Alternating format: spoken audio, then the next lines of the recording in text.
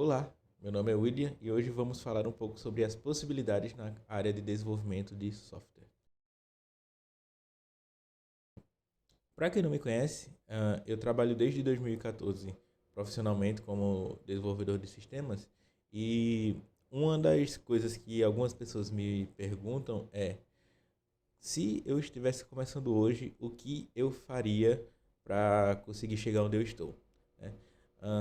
O primeiro passo é o que eu sempre digo o primeiro ponto é a gente se descobrir, né? Quando a gente entra nessa área, a gente começa a ver que tem muito material na internet, que tem muitas aulas, tem muitos cursos, tem muitas coisas, mas a gente não sabe muito bem o que fazer porque é muita informação chegando, né? Então, o primeiro passo que eu dou de dica é se descobrir. Por quê? Porque lá atrás, quando eu comecei a estudar para trabalhar com isso, não tinha tanto material como tem hoje em dia.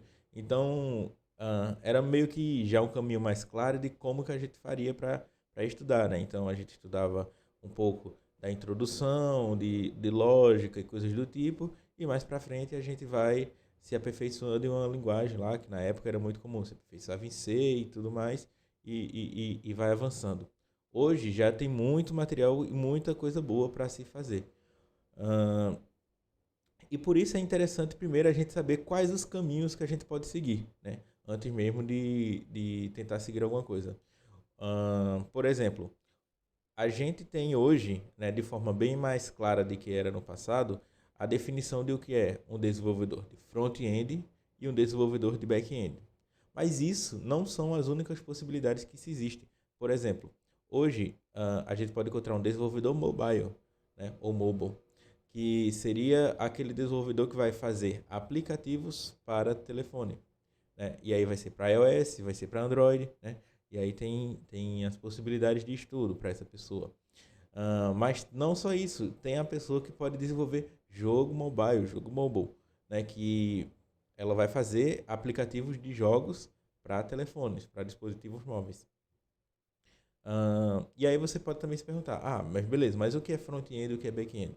O front-end vai ser aquilo que é a parte visual de um sistema, né? A parte visual, quando se diz, é a parte que o usuário vai ter contato. Por que isso? Quando a gente pensa, por exemplo, em um aplicativo de telefone, de dispositivo móvel, se ele for um aplicativo que ele se conecta a uma base, por exemplo, uma rede social, o aplicativo móvel, ele acaba se tornando apenas o front-end, pois a base de informações e tudo mais vai estar lá no servidor que vai estar em algum lugar do mundo. E aí temos a área também que se chama ah, desenvolvedor back-end, que seria o quê? Seria uma pessoa que vai atuar nessa parte que é meio que os bastidores de um sistema, né? Que vai ser o quê? A gente, por exemplo, tem uma rede social, vamos supor, né? E vamos fazer um upload de uma foto. Quando a gente vai lá no botão de adicionar imagem, seleciona a imagem, coloca algum efeito que seja ali e aperta no botão de enviar, existe todo um processo que ocorre enquanto a gente está enviando isso, né? O dispositivo está mandando para um computador, um servidor que está em outro lugar, que vai processar, vai armazenar e vai gerar o link para aquela sua publicação, aquela sua foto. Isso é o processo de back-end.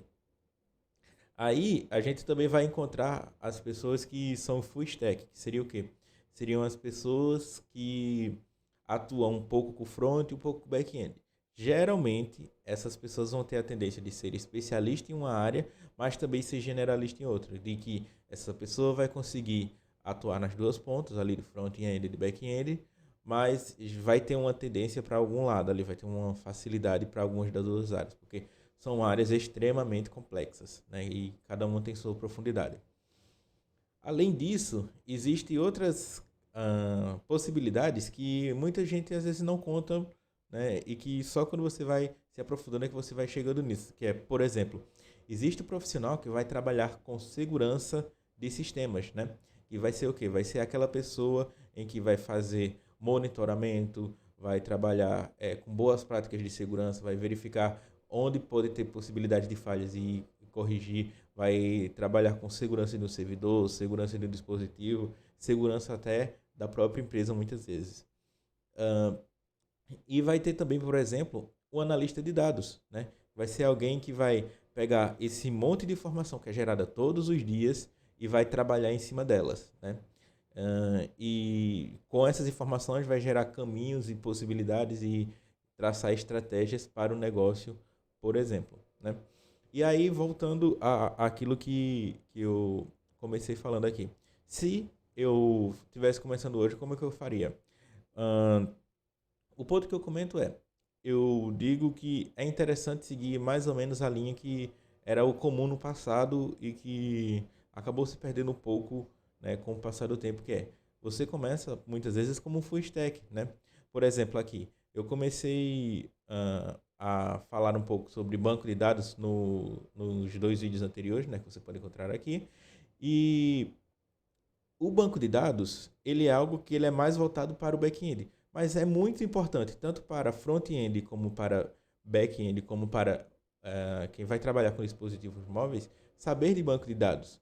Porque a base de tudo que a gente está gerando é informação e vai precisar armazenar em algum lugar.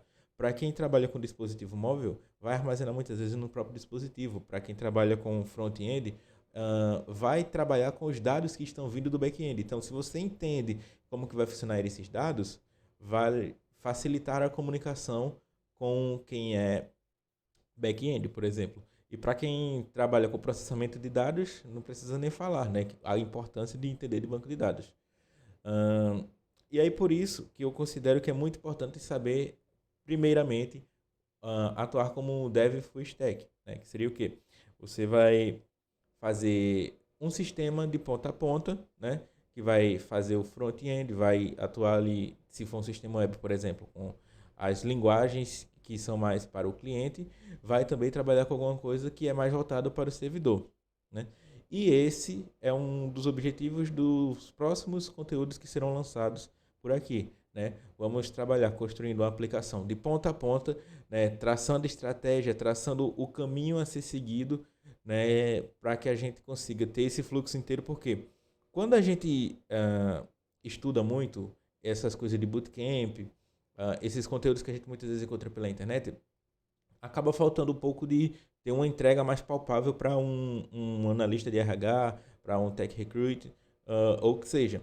Então, é importante ter um sistema mais robusto de ponta a ponta para usar isso como exemplo. Então, aqui nos próximos conteúdos que vai vir em breve, a gente vai falar um pouco sobre front-end, um pouco sobre back-end, juntar isso tudo e misturar com o que a gente já aprendeu aqui de banco de dados, né? Vamos se aprofundar um pouco mais nisso aí e fazer um sistema completo, né?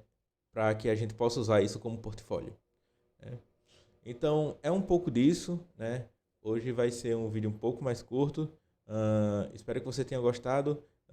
Lembre-se de deixar sua curtida, se inscrever no canal e a gente se vê em breve. Muito obrigado.